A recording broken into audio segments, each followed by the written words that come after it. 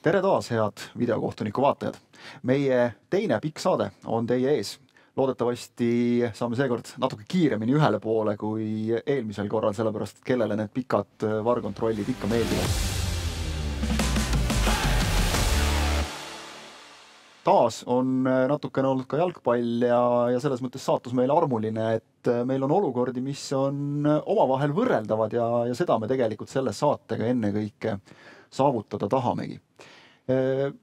Taas on meil hea meel siin saates tervitada ka külalist. Meil on seekord täna abiks natukene teatud olukordi lahkamas ja ka natukene oma tööst rääkimas abikohtunik Aron Härsik.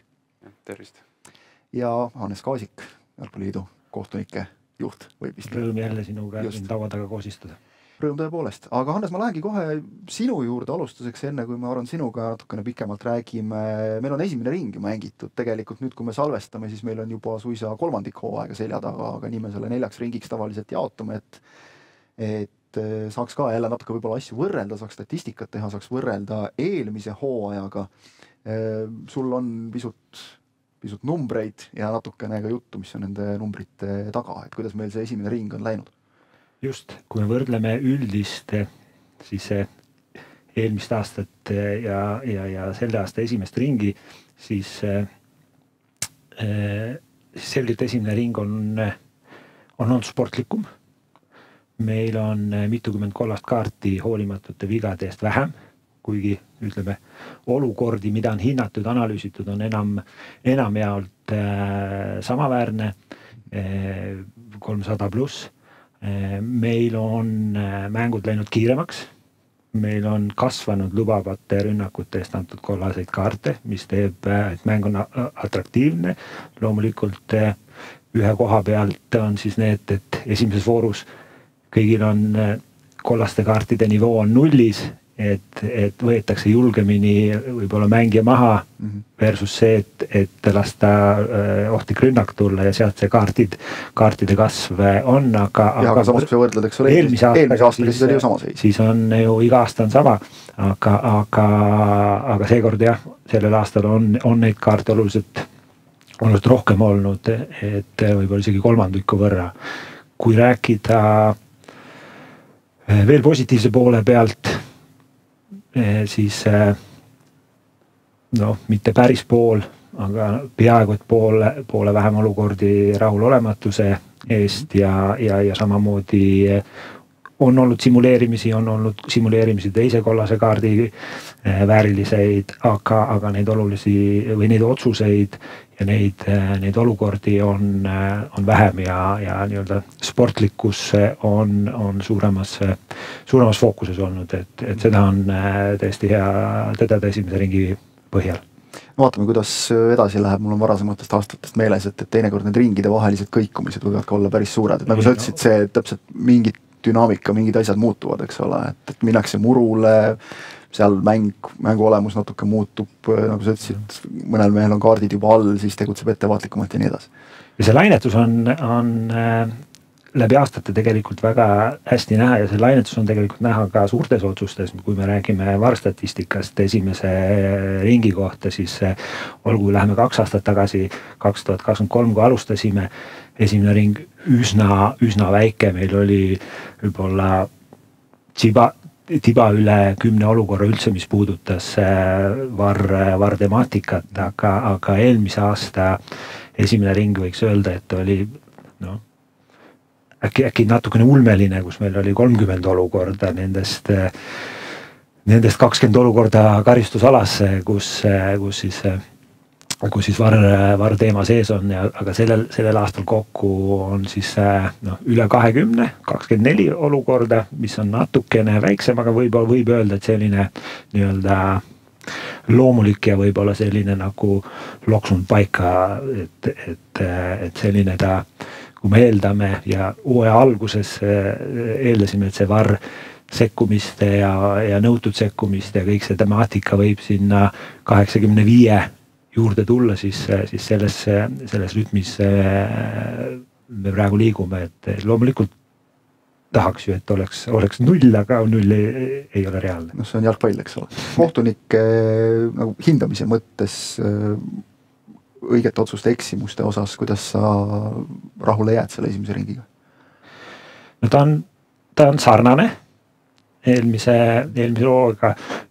hooajale. Võib-olla, kui me jälle, meil on videokohtunike saade ja VAR perspektiivist vaadates, siis see on tulnud, ütleme, natukene lihtsaid eksimusi, mis oleks väga kenasti välditavad, et meil on tehnilistest aspektidest lähtuvalt selgelt kriteeriumid ja kui mingi olukord toimub, siis vahel on keeruline mõista, miks siis ei sekkutud või siis sekkuti ja just see valesti sekkutute osakaal, et on, ta ei ole, neid ei ole palju, neid on 2-3 olukorda. Aga see on vist see, mis on talust, millest räägitakse ja nii ta juhtub või kui mõni asi jääb märkamata. Korra vaatame, kuna meil siin, et Aron ikka kaasata natukene, kuna sa meil siin täna oled, siis kuidagi tõesti on ka vedanud, et meil on siin mingisuguseid suluseisu olukordi, et võib-olla esimesest ringist sul oli üks klipp, mis iseloomustab nagu hästi seda, kui keerulised need olukorrad on. See on siis Kuressaare ja Harju mängust. Täitsa üle minutite võiduvärava olukord. Nagu me kordusest näeme ka, siis värava lööja ei ole suluseisus, aga seda hinnata. Meil on siin hea, me paneme aegluupi ja suurendame ja teeme 100 erinevat trikki, aga seda käigu pealt hinnata väga raske. Absoluutselt ja kui me numbritest räägime, siis ütleme selliseid olukordi, kus me väravad oleme ära lugenud esimeses ringis, kus on temaatikaks suluseis ja ütleme niisugune piiripealne suluseis, aga kus me saame ka selgelt öelda, et ei ole suluseis, olgugi, et antud pildi järgi me ju jooni ei tõmba ja me lähme sellest, kuidas see pilt meid kõnetab, siis me selgelt praegu hindame seda selliseks, et kaitsemängija, eelviimane kaitsemängija on ikka oma väravale lähemal kui äärest tulev ründaja ja neid olukordi oli 13 olukorda siis, kus abikohtunikud tegid õige oodatud lahenduse, et vastukaaluks teistpidi 4 korda oleme suluseisu ära tõstnud, kus siis on jälle tõestus teistpidine ja kus VAR puudutama ei pea neid olukordi,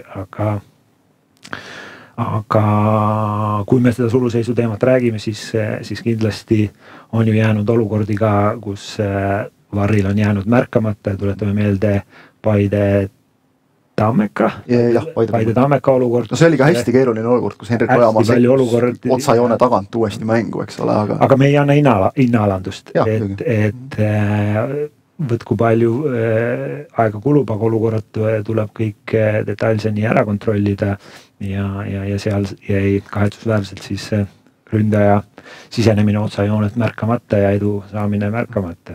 No kõrvaltvaatajana mulle tundub, Aron, et sellised olukorrad, need on need kõige keerulisemad. Kaitse liigub liinist välja, ründaja jookseb sinna liini taha ja siis sa pead ära tabama selle hetke, kas nad on kohakut ja siis veel kuidagi selle hetke, millal sealt kaugemalt äärelt tuleb sööt ka. Et see, ma tean, te ju treenite, eks ole, selleks, aga see jääbki ilmselt keeruliseks alati. Jah, seal on see vastuliikumine. Kindlasti siin võib olla natuke lihtsam, et abikohtunik ilmselt näeb seda sööduhetke, et kõige keerulisemad tihtipeale need, kui sööt tuleb kuskilt kaugelt või varjatult, et siis on kõige keerulisem, aga jah, ja mängijate puhul ka tihtipeale need tekitavad nagu protesti, sest sellel hetkel, kui kaitsemängija pea keerab, on ründaja juba 2 meetrit suluseisud ja nende jaoks on see nagu rikkumine, nad ei saa aru, et miks ei tõsta ja pingilt samamoodi.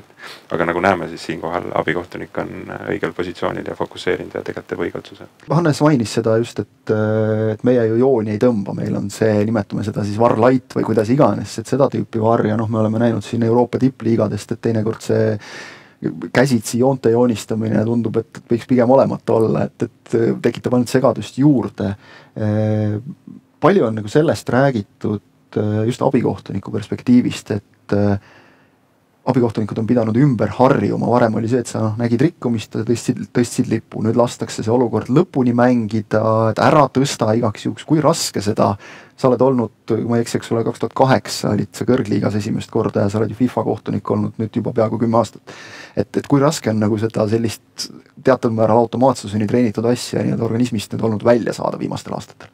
No eks ta algus nõudis nagu tähelepanu, et sa kohe selle esimese emotsiooni peale seda lippu üles ei tõsta, aga no mul on niimoodi, et kui mängu alguses kuuled kõrva, et varr ütleb sulle soovib head mängu, siis nagu see mõttemall on juba selline, et sa tead, et sa ikkagi, sul käib see jõnks läbi. Pigem see teeb keeruliseks, et kui vahepeal tulevad sisse need mängud, kus ei ole varri, näiteks kuskil Euroopas noortemängud või esiliigad teen siin tihti, et siis on nagu raskem ümber harjuda, et ikkagi ei tõsta kohe, vaid on selline paarisekundine nagu mõttepaus tuleb sisse, aga ma arvan, see on meie töö ja me peame sellega ära harjuma ja ma arvan, me oleme siin Eestis suhteliselt hästi hakkama saanud. Ongi selline uus reaalsus nii öeldakse.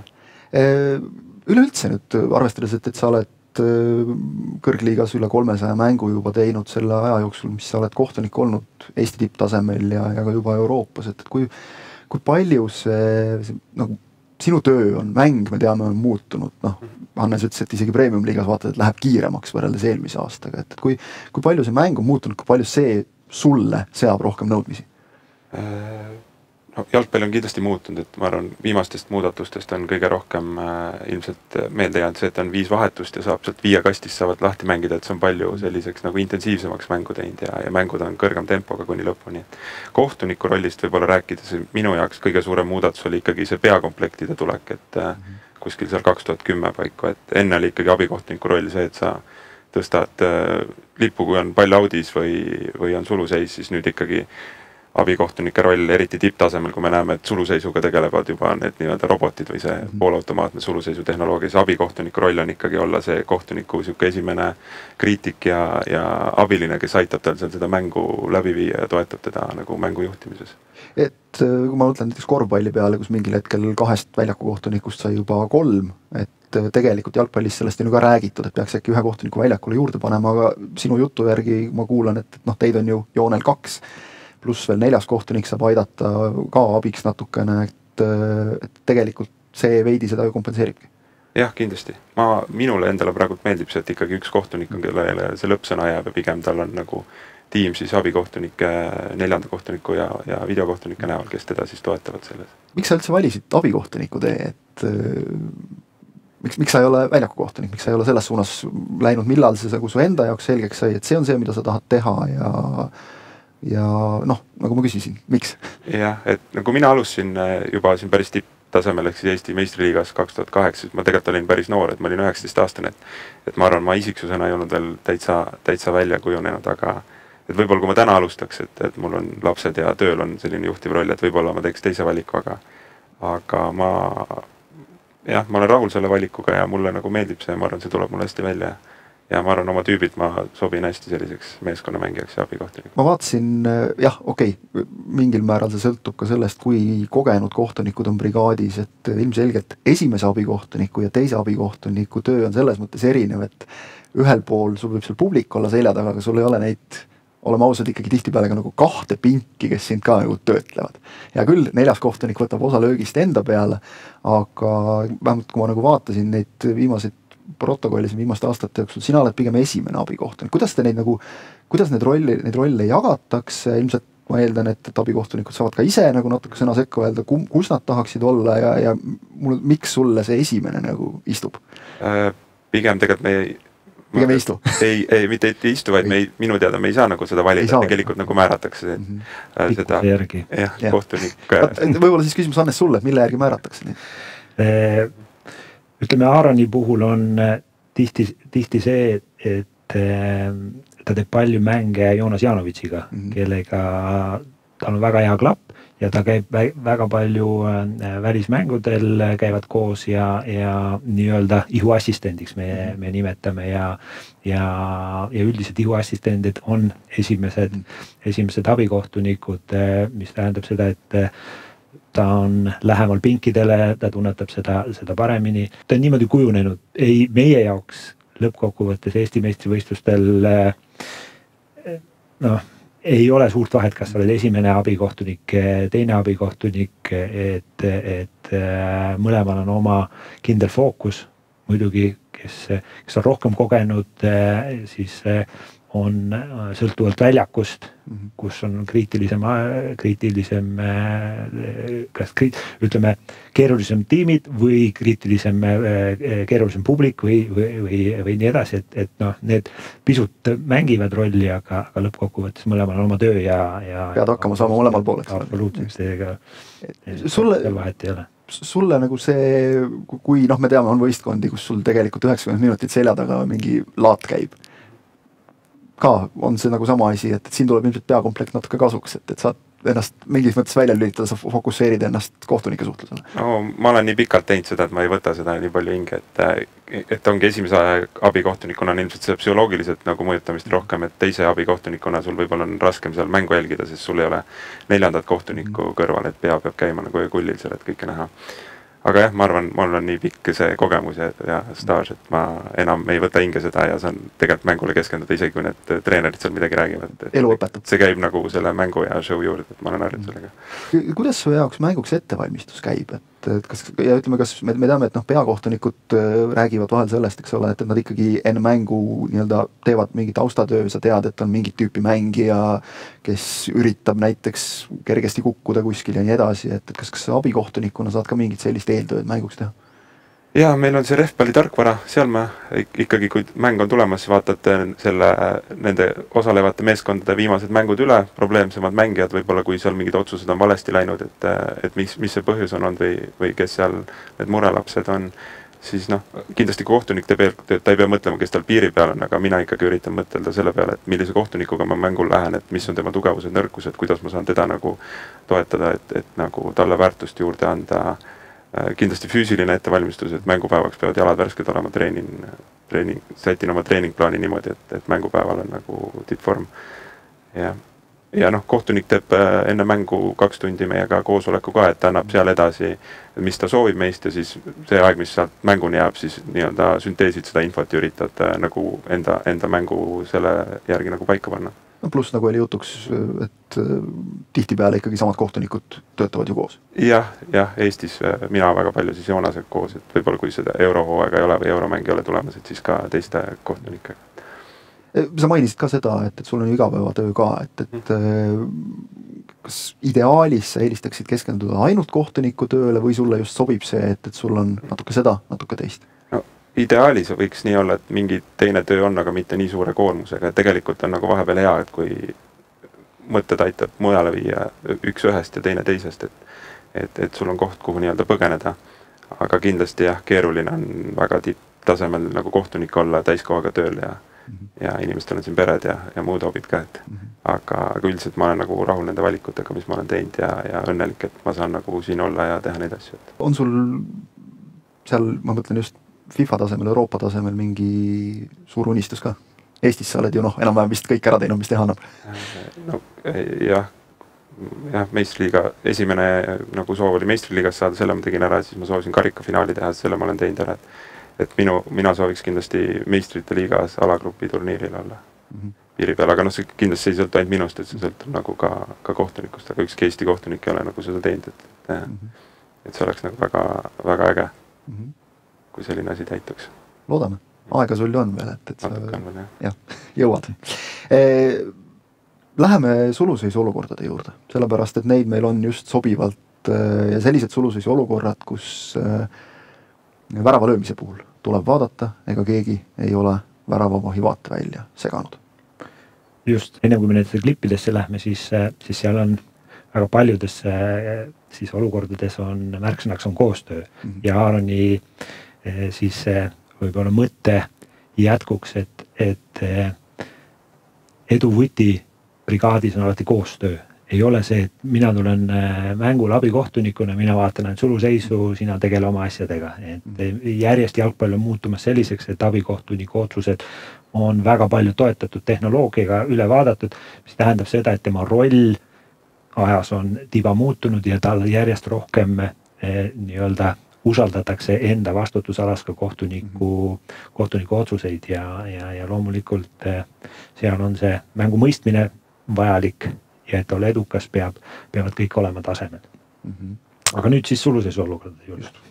Nii, meil on siin Flora Kalju mäng ja mängu esimene värav, mille Tristan Toomas Teeväli lööb, aga küsimus on nüüd selles, et kas seal viiekasti joone peal seisev mängija on väravavahi vaatevälja segamas või ei ole. Värav jäi kehtima. Kõik õige. Just antud hetkel, mis on siis oluline, on vaadata eelkõige, jah, loomulikult kas mängija on suluseisu positsioonil või mitte, aga kas tema asetsemine on siis väravavahi, segab kuidagi väravavahi vaatevälja, kui me jätame siin löögi hetkel praegu siis pausi peale paneme, siis me näeme, et löögi hetkel suluseisus ta on. Suluseisus on, sellest pole mõtet jah, enam meil vaielda, aga kui me tõmbame siit väikese joone löögili, no, siis me näeme tegelikult, et pole parim nurk, aga näitab tegelikult juba ära, et näitab juba ära, mängija on sealt vaateväljast väljas. Ta on vaateväljast väljas ja teine teema, mida alati tuleb hinnata, on siis, et kas meil nüüd see mängija, olgugi, et ta võib ju vaateväljast olla natukene väljas, on see, et kas see tegevus avaldab kuidagi mängijale mõju, ehk siis see tegevus, kui pall läheb ründajast mööda, ehk siis kas ta kuidagi eksitab väravahti või midagi, aga kui me siin antud hetkel seda lööki näeme, see löök tuleb ülevalt, me ei näe ühtegi viivitust väravahil ja kõik on naturaalne, ta näeb seda löögi ajal ja hea otsus väljakult toetamaks abikohtuniku, väga hea positsioon, nähes lööki tagant, näeb ta, et vaateväli on vaba ja õige otsus. Loomulikult ennem tuleb see läbi kommunikeerida, sest informatsioon abikohtunikult tuleb, et mul on mängija on suluseisu positsioonil, nüüd tuleb, kui hea see koostöö on ja kui kiiresti seda siis nähakse ja hinnatakse. Võib-olla sellest 16 kasti kaamerast oli kõige paremini näha, et oleks seal olnud ta väravavahil, ütleme lähemal, siis ta oleks mõjutanud juba võib-olla rohkem natukene seal väravavahi liikumist ja nii edasi. Aga siin oli asi selge. Jah, aga Aaron võib öelda, et ega seal joone pealt, kui sa vaatad, siis sa ei suuda seda nii hästi hinnata, mis on see kaugus, sügavust on väga keeruline hinnata. Aga siin on jälle see koostöö, eks ole, et sina näed sealt ühe telja pealt ja peakohtunik ideaalis, siit on väga hästi näha ka sellest kaadrist, mis meil praegu siin ees on, et peakohtuniku positsioon on selline, et ta põhimõtteliselt näeb väga hästi seda teist telge, et sealt peaks nagu need asjad ära katma ilusti. Nii, aga me võime siis siit... On see nii-öelda tagumine. Just, see on väga hea kaadr. Töötab väga kenasti selleks, et näha seda trajektoori. Just. Ja siin nüüd üks olukord veel samast ooperist, mis meil puudutab Paide ja Kuressaare mängu väga otsustaval hetkel just. Niisiis Paide ja Kuressaare mäng, seal on käimas juba üle minutit, Paide ajab väravat taga, siis lõpuks löök tuleb, läheb väravasse ka, väravalööja jõuab tribüünil kättpidi käia kõiki fänne tervitamas, aga VAR on juba tööd alustanud.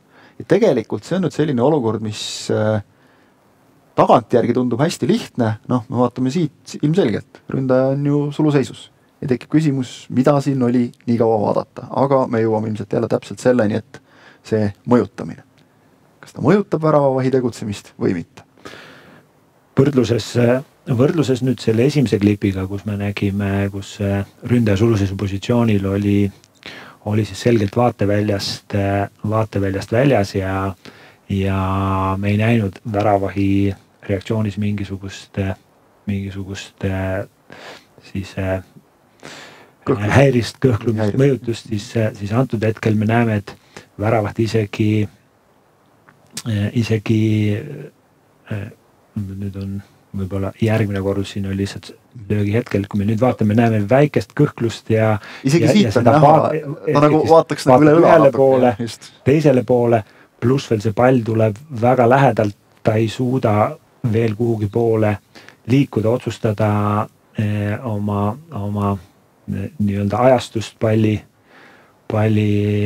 tõrjumiseks, et ja see viimane liigutus siis nii-öelda selgelt avaldab mõju väravahile, et vaateväli pluss siis eest ära hüppamine, pall ründajal lähedal, et kahtlemata keeruline olukord, sest et kui sa oled abikohtunikuna, sa pead väikseid vihjeid loomulikult on sealt, kust suunast tuleb löök, kas pall läheb lähedalt mängijast mööda, kus on väravad ja lõpuks millisesse nurka läheb pall, ehk siis need on väikesed vihjed, kus sa paned oma peas selle pusletükid kokku ja ehk loomulikult võimalik teha otsus väljakul, aga seekord seda otsust niipidi ei tulnud, aga tuli samade loogikate põhjal, tuli korrektne VAR sekkumine ja värav õiglaselt tühistatud. Nagu öeldud, 10. voor meile pakkus selliseid sarnaseid olukordi palju, ehk siis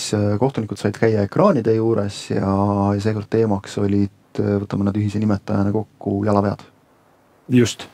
Nii, Harju ja Vapruse mäng ja seal siis 57. minutil Joosep Põder karistusalas kukub pärast kontakti kaitsega.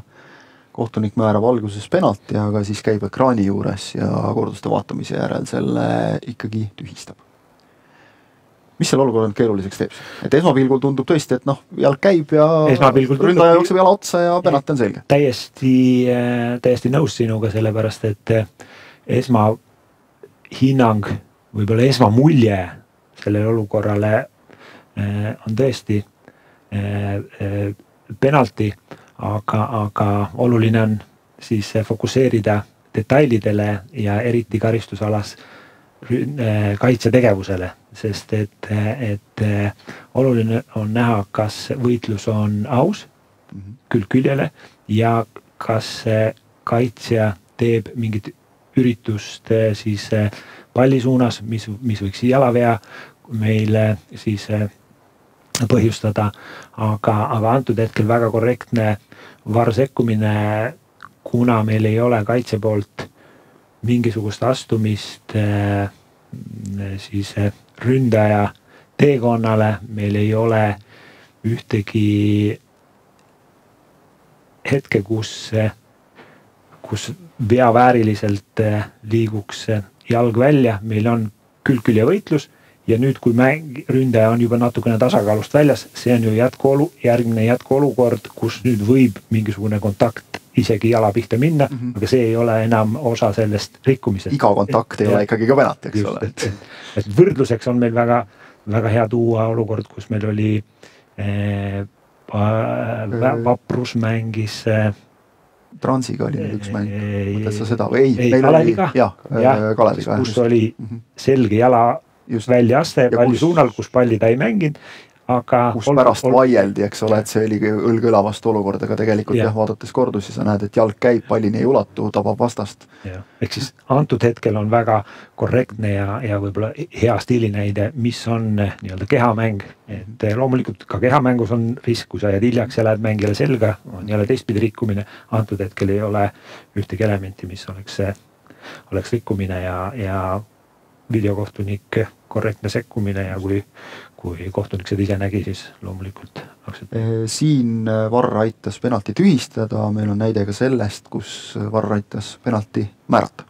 Ehk siis see sama 10. voor, täiesti hämmastaval kombel ka peaaegu sama minut mängus, Kalevi Paide kohtumine, kus Nikita Baranov sellises pealtnäha süütus olukorras karistusala servas sirutab jala välja, Taavi Jürisoo kukub ja peakohtunik alguses seal penalti väärilist rikkumist ei märganud, siit kui me nüüd näeme kordusi, siis see on juba oluliselt selgem, ehk siis jälle see sama asi natukene lihtsalt ümber pööratuna nagu eelmises klipis, et korduste põhjal täitsa selge ja ega seal ka peakohtunikul pärast ekraani juures käimist nagu seal pikalt mõtlemist ei olnud.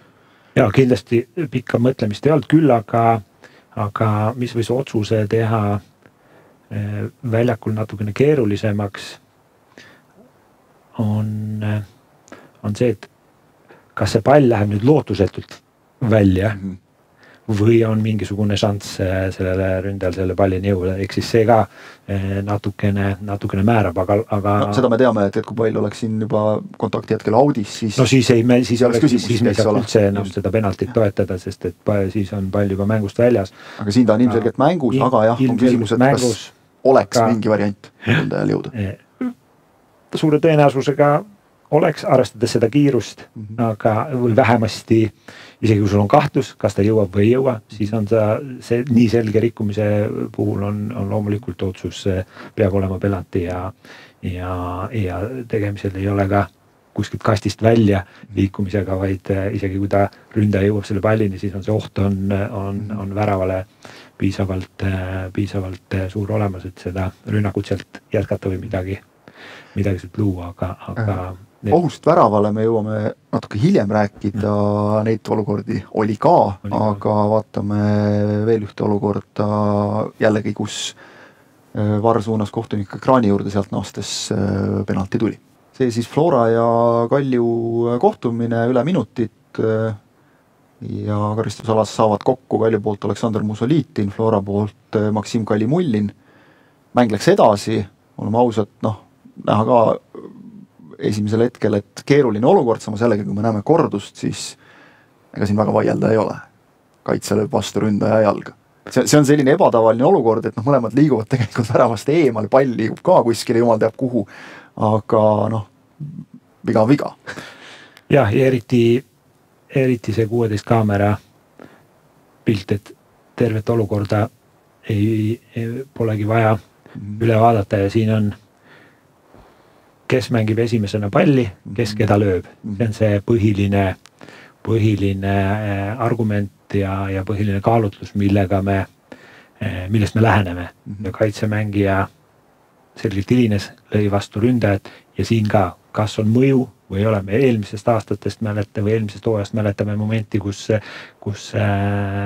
ründaja ei saanud arugi, et teda tabati, ehk siis iseenesest samad argumendid, sama nii-öelda tüüp olukord, aga antud hetkel me näeme, ehk siis Flora mängija esimesena palli juures proovib seda saada enda kontrolli alla kõrge jalaga mängides, aga kaitsemängija jalalöök siis nii tugev, et kukutab ründaja ja väga korrektne ja õige sekkumine videokohtunikult. Ma praegu hüpoteetiliselt küsin sult, Aron, et kui selline olukord leiaks aset, siin on abikohtunik teisel äärel, aga kui selline olukord leiab aset nagu täpselt sinu silme all, kas sa sellisel juhul pöördud ise kohe peakohtuniku poole, et minu silmis oli siin penalti, või sa nii-öelda ootad ära tema hinnangu, kas ta laseb mängul jätkuda, kuidas teil see nagu suhtlus on üles ehitatud? Ikka kui ta minule lähemal ja mina ise näen seda, siis ma ütlen kohe info, et niikuinii kohtunikul on video käes, et tema otsustab, mis ta teeb selle infoga, vilistab, et mida lühem see viivitus nii-öelda otsuse või toimunud sündmuse ja vile vahel on, et seda usutavam see nagu kohtuniku otsus on ka, et mina abina üritan alati esimesel võimalusel selle info anda, kui selleks on õige hetk, eriti nendes olukordades, mis nagu minu lähedal on. Meil tõesti nüüd 10. voorus oli palju neid jalasirutuse olukordi, meil on üks selline veel. Kuressaare ja Transi kohtumine ja see nüüd võib-olla tekitas kõige rohkem segadust just vaatajas ja võib-olla isegi mängijates, sest et siin Mark Maksimkin ja Otto Robert Lipp võitlevad palli pärast, pall jääb Maksimkinile, Transile, sealt läks mäng teise värava alla, määrati nurgalöök, lõpuks kujunes asi nii välja, et Otto Robert Lipp, kes siis selle nurgalöögi järel välja vahetati, oli 4 minutit pingil istunud selleks hetkeks, kui ta protokolli endale värava söödu ametlikult kirja sai, sest siis mindi alles penaltit lööma. Ehk siis jah, seal isegi mängijatel tekkis segadus, et mida vaadatakse, sest teise väraval oli veel mingi võimalik käeolukord. Just, ja toodi siia ikkagi tagasi, siis peakohtunik vaatas üle, määras penalti. Me näeme astumist, väga selget astumist, mis on üks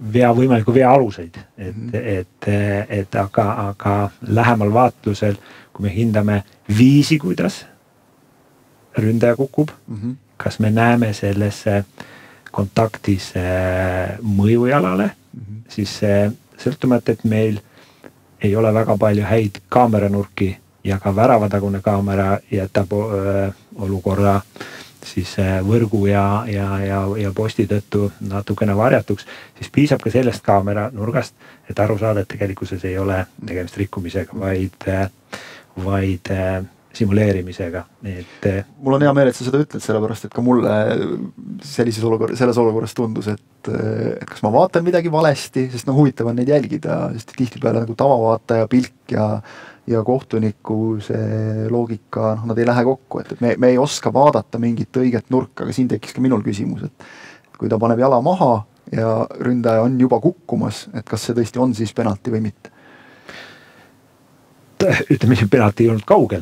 Jah, just. Väga sentimeetriste mäng. Absoluutselt, aga kui me siit seda vaikselt edasi lähme, siis me veel kontakte ei näe ja nüüd see mängija ründaja kavalus jätta see jalg sirgeks seal ja juba lohistades mööda maad, siis ta on juba otsustanud kukkuda.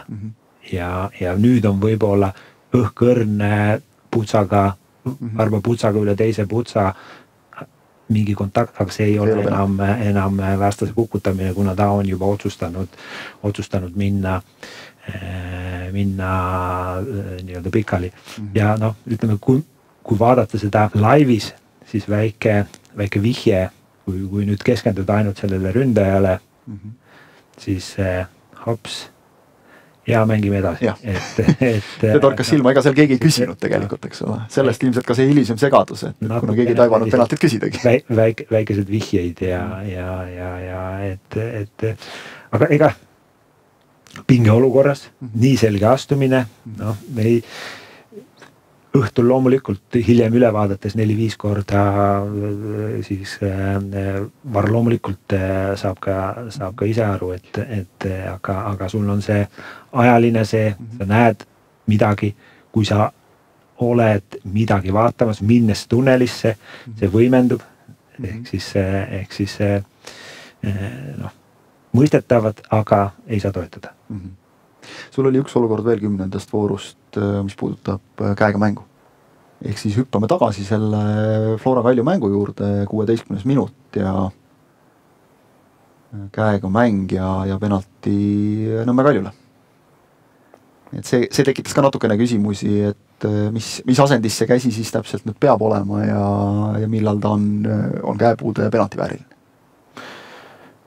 Just, sündmuste rohke mäng, aga ei saa kuidagi siis eitada, et see pall kaitsjale vastu kätt läheb. Selles ei ole aga jalgpallireeglid ütlevad ka seda, et iga käe ja palli kokkupuude ei ole rikkumine ja kui me vaatame siis olukorra dünaamikat, siis kaitsemängija, ründaja on omavahel kontaktis, nad on keeramise peal, see käsi on alla suunatud, ta on kõverdatud, ta on keha ees, ta on piisavalt loomulikus asendis, ta ei tee kuidagi keha ebaloomulikult suuremaks, me ei pea kätt ära võtma, käsi on keha loomulik osa, et see pall oleks võib-olla edasi liikunud, ei saa olla argument, et alati ei pea käe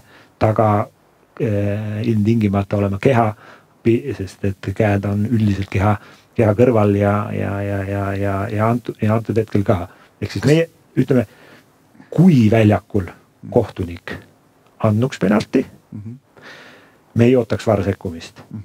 Sellepärast, et ta ei ole nii selgelt keha vastas, on teatud aja siis nii-öelda ajaline faktor, kus kaitsja teab, et see pall on sealt poolt tulemas, ehk siis asju, millega arvestada ja ta oleks selgelt mitte oodatud, aga ta ei oleks üdini vale. Loomulikult me ei ootaks siit, siis ei oleks oodanud VAR sekkumist, aga jällegi vaadates ühte olukorda mitmeid kordi, sisse suumides hakkad kolli nägema. Kas siin võib eksitada natukene see ka, et mängija keha on lihtsalt sellises väga kummalises asendis, et sealt nagu, kui meil mängija seisab sirgelt, siis on väga lihtne hinnata, mis on see siluett, kus see käsi võiks olla, kus ta ei tohiks olla. Siin seda nagu veel omakorda kohtunikul ka mingi teise nurga alt, mängija keha mingi nurga alt, seda nagu hinnata. Pigem ongi see, et see jäi hindamata. No jäi hindamata, seda on keeruline hinnata, ei ole. Kui sa fokusseerid ainult selle käe asendile, siis sa näed seal seda võimalikku käega mängu. No siis sa näed seda, et käepuude on. Käepuude on ja käsi on ka kehast eemal. Aga mis on see dünaamika, miks need mängijad selliselt nii-öelda natukene vurri on keeratud, et millest see tuleb ja kas me mõistame käe asendit antud hetkel, siis see pool jäi natukene siis nii-öelda kahe silma vahel. Arvesse võtmata. 11. voor ja sealt on meil veel ka 2 olukorda vaadata. Nii nagu me Kuressaarest hüppasime Tallinnasse tagasi, siis hüppame nüüd tagasi Kuressaarde. See on siis Kuressaare ja Kalevi kohtumise esimese poole lõpp, kus Rumet Nigula jookseb karistusalasse, kontakti järel Märten Pajunurmega kukub ja siit siis kohtunik andis kollase kaardi. Var kutsus ta ekraani juurde üle vaatama, kas see on võib olla ilmselge värava võimaluse ärahoidmine ehk punane kaart. Kohtunik käis, vaatas, jäi oma otsusele kindlaks, aga kui me vaatame mängijat, siis mängija on ründaja. Ründaja on selgelt oma palli kontrolli, liigub edasi, teeb esimese pean korra tagasi pidama, teeb esimese väga hea puute. Ehk siis pehme puute, milleni ta jõuaks väga selgelt esimesena jaole. Arvestades ründaja kiirust, arvestades teise kaitsjate asukohta, arvestades rünnaku üldist suunda, mis on väravale, siis ja mõeldes, mis juhtunuks siis, kui rikkumist ei toimunuks, siis väga suure tõenäosusega oleks see pall hiljemalt sellel hetkel nüüd selle ründaja uuesti kontrolli all. Ja samas positsioonis on meil kaitsemängijad. Ehk siis me peame hindama mitte ainult seda suunda, kui see läheb natukene väravast mööda, vaid kas see ründaja saaks uuesti selle palli enda kontrolli alla ja kuidas oleks see jätku siis võimalus tal. Ja antud hetkel, kui me võtame nüüd selle kukkunud mängija, võtame sealt ära, paneme ta püstisesse asendisse, me keegi ei kahtleks, et ilmselgelt on tal üks puude teha suunda muuta, tal oli eelnevalt see nii hästi ju kontrolli nii-öelda ette mängitud nii suurel kiirusel, siis kindlasti väga õige sekkumine punase kaardi näitamiseks. Loomulikult kohtunik väljakul, kui ta selle otsuse tegi, oli tal just see pallisuund ja võib-olla ta blokeeris kõik muu informatsiooni ja kui ta tahtis siis seda tõestust saada, et see pallisuund läks sinna, siis ta nii-öelda ei olnud avatud võib-olla suuremale pildile, mida videokohtunik talle soovis näidata ja seal jäi enda arvamuse juurde. Võtame kõrvale võrdluseks teise 12. vooru kohtumise Levadia Paide. Seal oli sisuliselt sarnane olukord. Siin siis tuleb läbi söötkaitseliinist jõuab äärekaitsjani Mohamed Koueiani, kes kukub. Karl-Andre Valner on see, kes teeb jalasirutuse tema vastu, näeb punast kaarti. Vaidlus põhiline see, et kas Kouei oleks jõudnud pallini või mitte. See oli pärast arutelu, sest me näeme siin, et see pall läheb kõrvale Levadia kaitsjale, kes seda mängib. Aga taas jätan siia 3 punkti ja lasen sul jätkata. Jaa, temaatikalt sarnane olukord, aga siiski täiesti erinev. Kui me räägime ilmsetest värava võimalustest ja tuleme tagasi eelmise olukorra juurde, siis seal meil oli väravast väravas ja ründajal ei oleks ühtegi võimalust olnud, et keegi teda siis takistaks teekonnal kuni siis vastasega või väravaiga silmitsi, kus on siis hea väravale siis sooritada pealelöök. Siis antud hetkel on meil värav kaitseta. Väravaht on välja tulnud ja nii-öelda need suunised 90, no mitte siin komadesse minna, aga vähemasti 9,5 olukorda 10, kui väravaht tuleb välja, jääb hiljaks, siis peab olema midagi väga-väga selget, et see ei oleks ilmse värava võimaluse äravõtmine. Kas siis see peaks olema tugevasti ennem mängitud nurgalipu poole, kus meil ei olegi enam mingit küsimust selles olukorras või siis eksimus sellega, et kas ründaja lööb selle palli ise ennem ära ja pärast tuleb lihtsalt hiljem viga. Aga kui me seda olukorda siit vaatame, siis väravaht tuleb olukorrast välja, võib-olla natukene riivab küll palli, aga nüüd siis teeb ka vea, mis järgnevas olukorras jälle võtab ründajalt mingisuguse võimaluse ära, kas siis teise jalaga seda palli puutuda või siis olla võitluses selle palli pärast, aga meil on värav tühi. Ehk siis need ootused sellistes olukordades on selgelt punase poole ja loomulikult oodatud ja lihtne või ütleme hea otsus väljakul päästis ja tegi VAR elu natukene lihtsamaks, et kui see oleks olnud kollane kaart väljakul, siis on sellised dilemmad, et siis me tõesti võib-olla ei tuleks ja ei sekkuks olukorda, sest me näeme, et seal see pall läheb natukene eemale, seal on võimalus, et järgnevas olukorras on see pall nii-öelda võimalus, et see on kaitsekontrolli all, aga kuna see optimaalne ja oodatud otsus tehti juba väljakul, siis piisas ainult olukorra nii-öelda kontrollist ja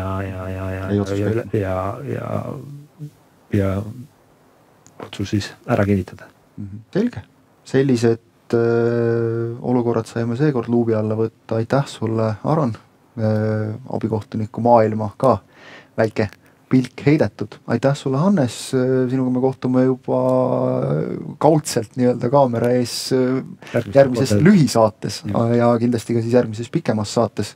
Ega midagi, aitäh teile ka vaatamast. Meie tänasel saatel sellega joon all, nii et püsige lainel, Soccer.net hoiab teid mõistagi kõikide nende meil väljakul juhtuvate asjadega kursis ja nagu öeldud, meie järgmine lühisaade on juba paari järgmise vooru pärast teie ees, nii et aitäh jälgimast ja kohtumiseni taas!